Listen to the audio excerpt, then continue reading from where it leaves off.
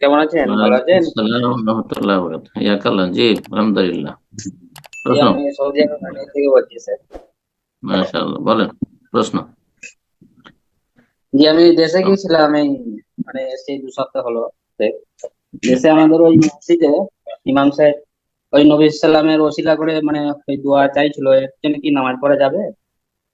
দেখ, এটা কি বড় শিরকের পর্যায়ে পড়ছে? নবী সাল্লাল্লাহু আলাইহি সাল্লামের কাছে তো চাইনি সরাসরি। না না, ওই দোয়াটা যে ওসিলা করে হ্যাঁ, ওটা বুঝলাম। আল্লাহর কাছে মন চেয়ে হ্যাঁ, এটা হ্যাঁ, দোয়া নবী করতে সাল্লাল্লাহু আলাইহি হবে। সাল্লামের কাছে সরাসরি যদি চাই তাহলে তার পিছনে সালাত জায়েজ নেই, সে বড় শিরক করল। আর যদি বলে হে আল্লাহ তুমি নবীর ওসিলায়, হ্যাঁ, আমাকে আমার দোয়া কবুল করো, তাহলে এটি বেদাত করলো, হারাম কাজ করলো, গুনাহগার। তো সুতরাং গুনাহগার হচ্ছে ফাসেক, ফাসেকের পিছনে নামাজ জায়েজ।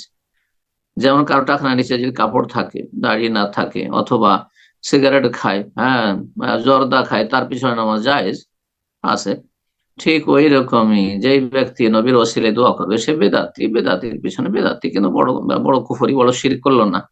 হ্যাঁ, এই পাপী ফাসেকের পিছনে, ফাসেক বেদাতির পিছনে নামাজ জায়েজ, যদি বিকল্প ব্যবস্থা না করতে পারে, উত্তম বিকল্প না পান।